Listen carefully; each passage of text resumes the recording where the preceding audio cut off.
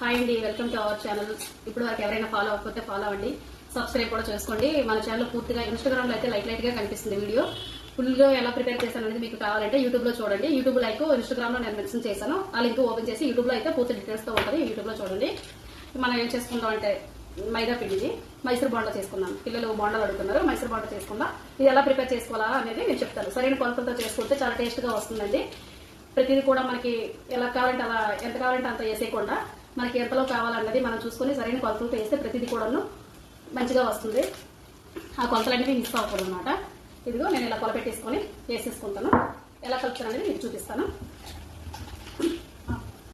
ఇలా గ్లాస్తో కొల తీసేసుకొని మనకి ఎన్ని గ్లాసులు కావాలంటే అన్ని గ్లాసులు పిండి వేసేసుకోవాలి.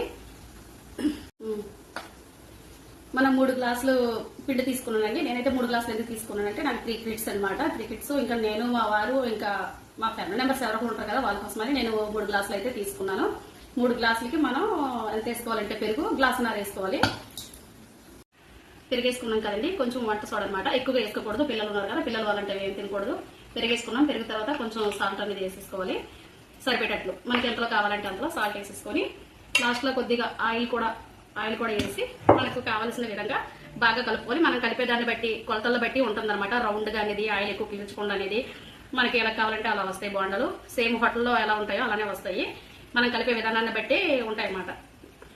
రౌండ్ గా రావాలా లేదా అనేది, లేకపోతే ఒక టింకర్ గా అనేది, టేస్ట్ గా అనేది, ఆయిల్ పీల్చకుండా ఉండేటట్లు మనకి కావాలంటే మనం కలుపుకునే విధానాన్ని బట్టి ఉంటుంది. ఇప్పుడు నేను కలుపుతున్నాను కదండి, ఇప్పుడు ఇది వేయడానికి అయితే కాదు. మార్నింగ్ నేను వేస్తాను.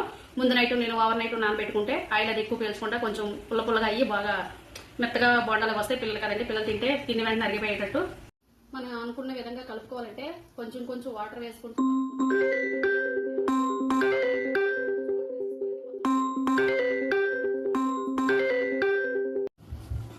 చూసారండి ఎలా కలిపిస్తున్నానో. చూడండి ఎంత బాగా వచ్చిందో.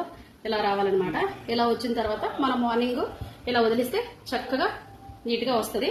ఓవర్ నైట్ ఇలా నానబెట్టేసుకుని ఉంచుకుంటే మార్నింగ్ నీట్గా వస్తాయి అనమాట బోండాలు అనేది. మార్నింగ్ చూద్దాం ఎలా వచ్చాయనేది చూద్దాం. చూసారండి, ఓవర్ నైట్ నానబెట్టిన తర్వాత ఇలా ఉంది.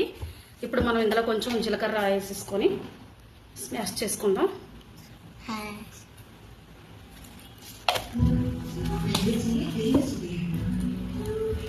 జీలకర్ర వేసి ఇలా స్మాష్ చేసుకొని ఆయిల్ హీట్ ఎక్కిన తర్వాత ఇంకా బోండాలు వేసేసుకోవడం. చూసారా?